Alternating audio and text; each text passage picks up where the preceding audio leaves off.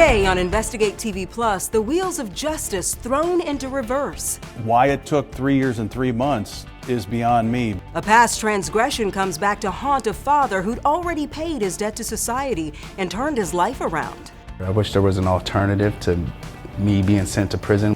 We take an in-depth look at the legal technicality that could have sent him back behind bars and hear from the advocates who say incarceration in similar cases could do more harm than good. Plus, what's being called the nation's silent disaster. Their deaths made headlines, but their names remained a mystery, sometimes for decades. We examine how modern technology and old-fashioned detective work help solve more and more John and Jane Doe cases. And the cookie stops here. I am currently a North Carolina state record holder. A young girl sets the bar high and takes the cake. In-depth stories that inform and inspire. You're watching Investigate TV Plus.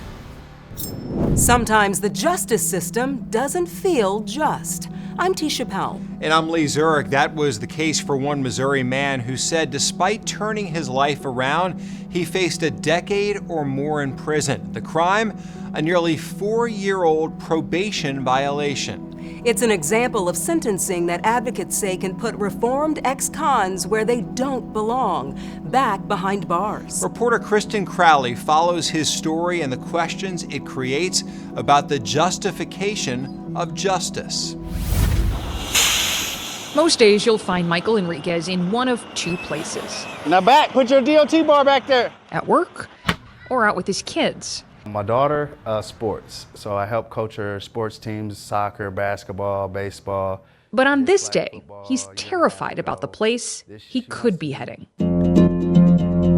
I wish there was an alternative to me being sent to prison where I can continue with my life, continue to be a dad, continue to be someone in the community.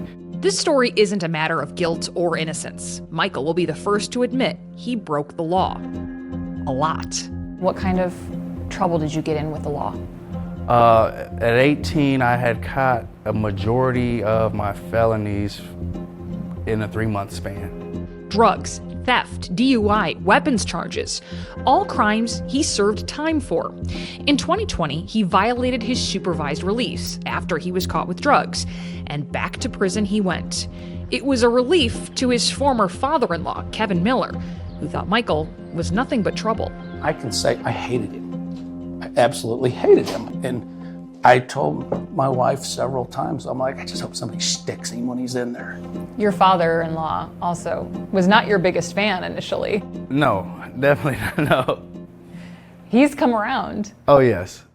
From his biggest critic to one of his biggest advocates, Kevin says Michael turned his life around. He became a Christian and really started walking the walk. I've been doing the right thing ever since. Are you a reformed man? Yes, I am. Reformed and resolute, he says, to do good. That job we told you about, he helps mentor former criminals like himself to get their commercial driver's license and stay out of the system. Right there's good. Michael's had no legal trouble since he got out of prison in 2021. And we're pulling up to the office, and then I seen the lights come on. I'm like, they're here. They were the U.S. Marshals. When Michael went back to prison for violating his release in 2020, prosecutors never charged him with the drug offense until nearly 4 years later. The potential sentence? 10 years or more is what it's looking like. You'd miss the rest of your 10-year-old daughter's childhood. Oh, yes. Yes, and then that's a big one there. It's gut-wrenching to think about that. It's not justice for anyone. I mean, it's not for me, it's not for his family, it's not for society.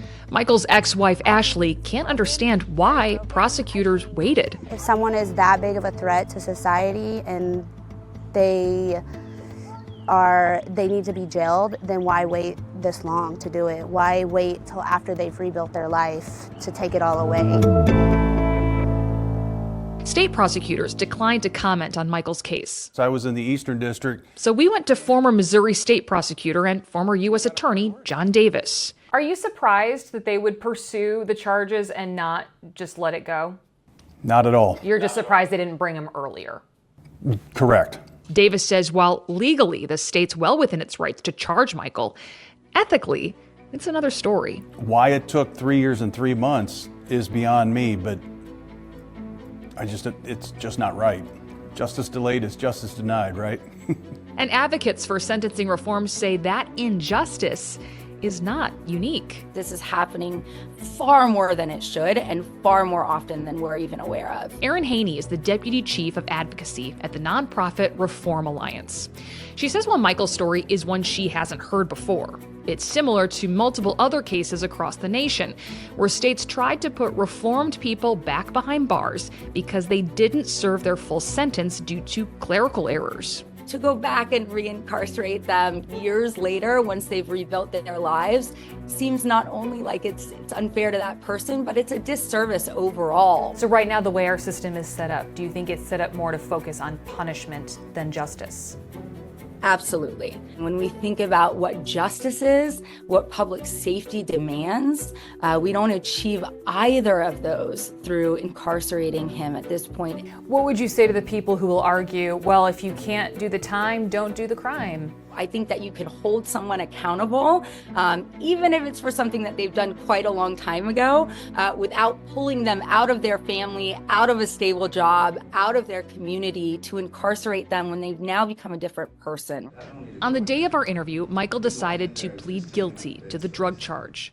How are you feeling? I'm nervous, but I'm not fearful. I'm nervous, but I'm not fearful.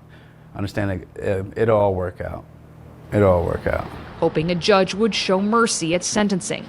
Our cameras were not allowed inside the federal courthouse, but after his plea, Michael sat in jail for roughly 4 months, waiting for his punishment.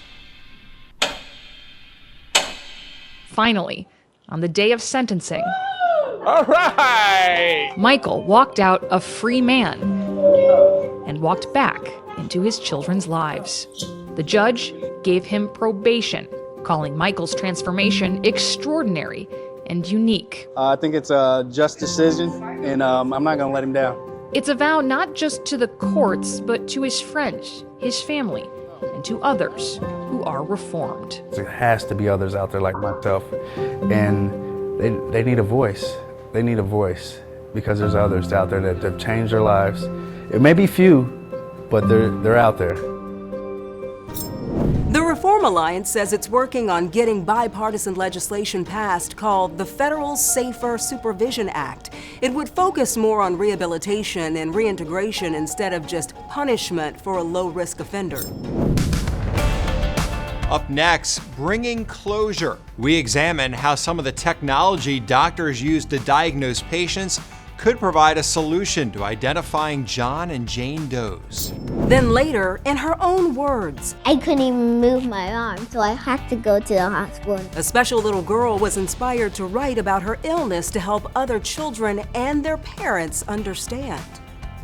You can watch Investigate TV Plus anytime online. Just subscribe to our YouTube channel at Investigate TV. You can catch stories and full episodes.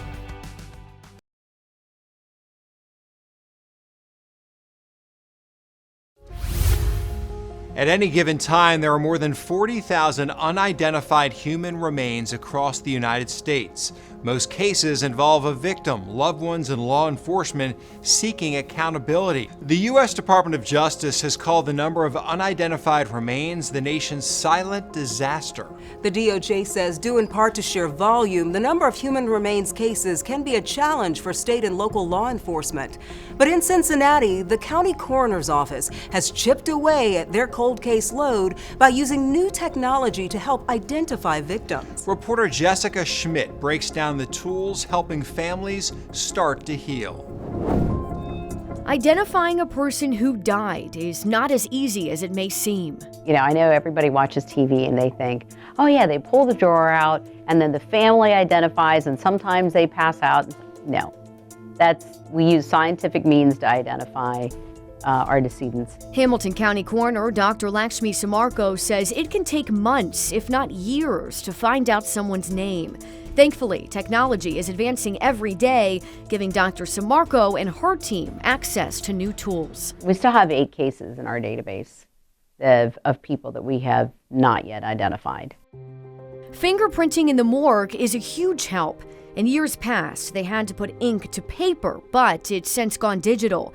Chief Coroner Investigator Maria Stewart says they now have a device that allows them to quickly get the prints into national databases. It's not anymore just criminals in the fingerprinting databases. It's also going to be everyone that goes into a civil servant position. That tool is what helped them identify the Pearl Lady as Barbara Hess Precht in 2014, a woman whose body was found floating in the Ohio River in November 2006. A few years ago, we were able to identify her, almost 30 years after she died. So that was gratifying. In other cases, dental records, when available, can be critical. We have a forensic odontologist, and that's his specialty, and that's what he does. He will make those comparisons between the cavities and things in the teeth, roots, different implants, things that are in the mouth that he's able to make comparison on. As social media has expanded, it's become a key part of their investigative work too.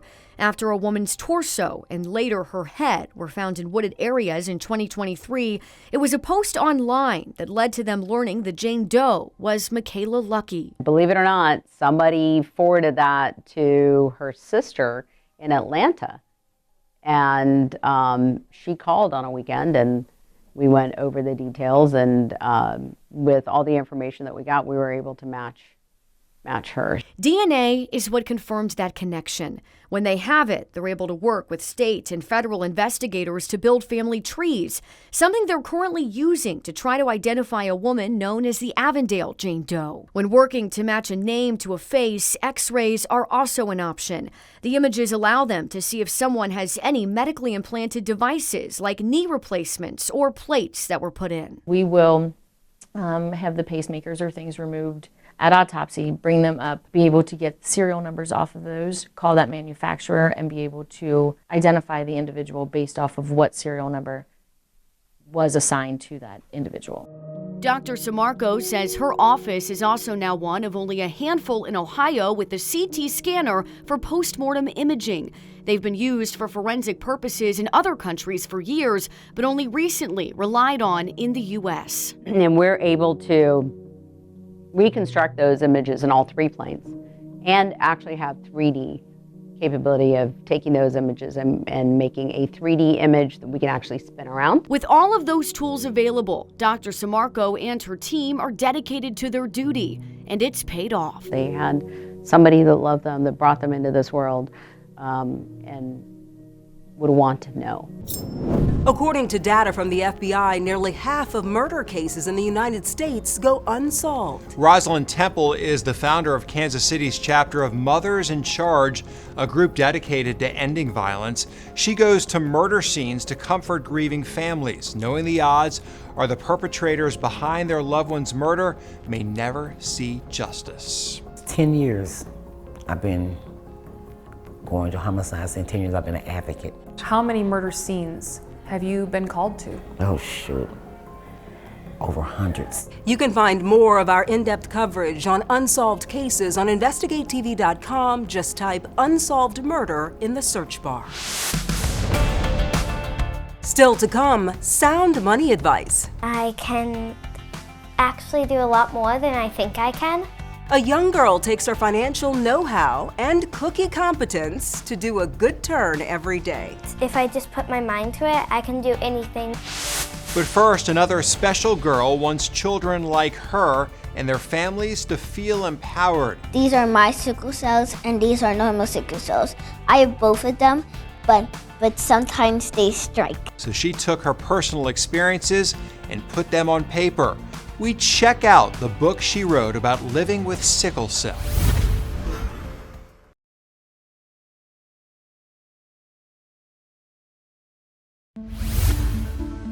Imagine living with the possibility that the food you eat, how much you drink, or a change in temperature could trigger extreme, debilitating pain. That's what life is like for the millions worldwide who suffer from sickle cell disease, a chronic condition primarily found in those of African descent. Sickle cell disease is a genetic condition which causes red blood cells to become rigid and deform into crescent or sickle shape. Sickled cells die early and often become lodged in small blood vessels and restrict blood flow, which can lead to serious health problems throughout the body. A little girl in North Carolina wrote about her experiences with sickle cell to raise awareness and help other children like her not be scared. Reporter Natisha Lane speaks with this young author about her journey. Take a look at your throat, please. Can you say, 6-year-old Simi White has a special relationship with her nurse, Courtney. So Miss Simi is one of my very, very, very favorite patients. They've gotten to know each other well over the past 3 years at St. Jude Clinic in Charlotte. what did you eat at your celebration? Did you eat some cake? Simi was born with sickle cell anemia. It's a genetic disease that turns her normally shaped red blood cells into a sickle shape when stressed by a cold or infection. They can stick together, they become really sticky, and those form little, what I tell them are traffic jams in the vessels. Simi says she remembers one episode from a couple years ago. I couldn't even move my arm, so I had to go to the hospital, and it's super scary. Sickle cell is not curable, but it is manageable. We have drugs now that we didn't have in the distant past, like hydroxyurea, that has been shown time and time again to prolong life, prevent pain, prevent complications from sickle cell disease. A lot of different colors in here, Simi. Overall, Simi is an outgoing 6-year-old, bursting with personality and energy. We are lucky because she's doing well. She is growing up well, great in school. We're continuing to help her grow and understand her sickle cell. Part of that education came from writing a children's book, Life Just Like You, Life with Sickle Cell Anemia. This book kind of explains sickle cell in a way that a child will understand. These are my sickle cells, and these are normal sickle cells. I have both of them, but sometimes they strike. The book helps Simi and her mom explain sickle cell to family, friends, and teachers. Sickle cell does not cripple our babies at all. They are fully capable of doing everything else that children without sickle cell disease have. They just have to be more careful. And you can find Simi's book, Just Like You, Life with Sickle Cell Anemia, on Amazon. Another remarkable girl broke records by asking one pivotal question. I'm saying Girl Scout cookies. Would you like to buy any? Up next, how her cookie quest inspired her to do good in her community.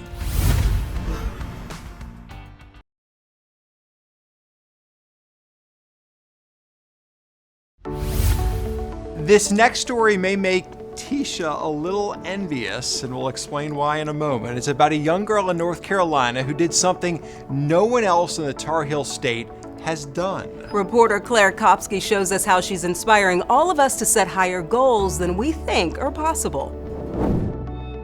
Every young girl's room is full of her prized possessions. This is my brownies vest. For 12-year-old Olive Gordon, her 4 Girl Scout vests top the list. Patches are for party, badges are for business. During her past 7 years as a Girl Scout, she's earned them with her troop for mastering new skills, stretching herself on new adventures, and helping her community. And I love seeing how much progress we made as an active troop.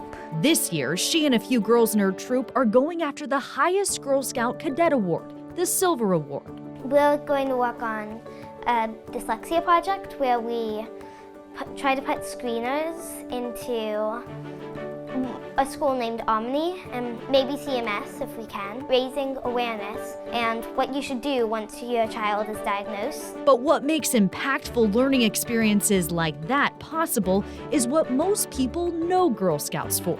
I think my favorite, the cookies, is the first cookie sale patch. I love selling Girl Scout cookies. In her second year selling cookies, hi, I'm Olive. She gave her pitch to WBTV's Jamie Bull. Would you like to buy any? Jamie asked her a very pivotal question. So what's your goal this year? My goal? What is this? As you can see on the yardstick I have, is 1,500? 1,500. You think you can sell 1,500 boxes of cookies? I was so surprised when I saw this. That year, she beat her goal and sold more than 2,000 boxes. In the years following, she kept breaking records, but her 2023-2024 cookie season took the cake. I am currently a North Carolina state record holder. I sold 12,801 boxes of Girl Scout cookies. So many boxes that her troop's cookies have to be delivered in a semi-truck. We have a troop full of cookie queens. If I say I want 3 boxes of Thin Mints. I'll say, write it down where it says Thin Mints on the sheet. So, all the boxes are $4, so that's 4, 8.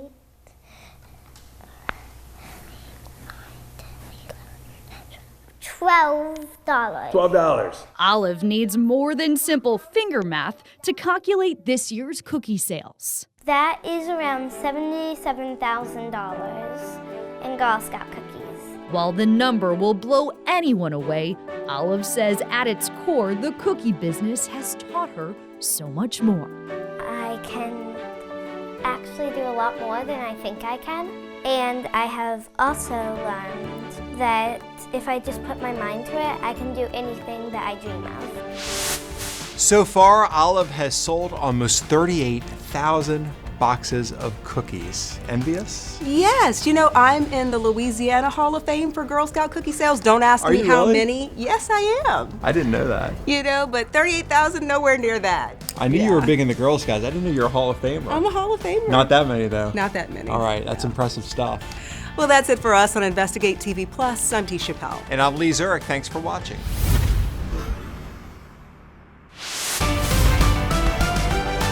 On the next Investigate TV Plus, when parents fail drug tests, their kids are kept in state custody, but we uncover claims that tests can sometimes be inaccurate. Is really, it's sad that they're losing their children because of false positives. We take an in-depth look at what some are calling stolen sobriety and how a specialized type of testing could help keep families together.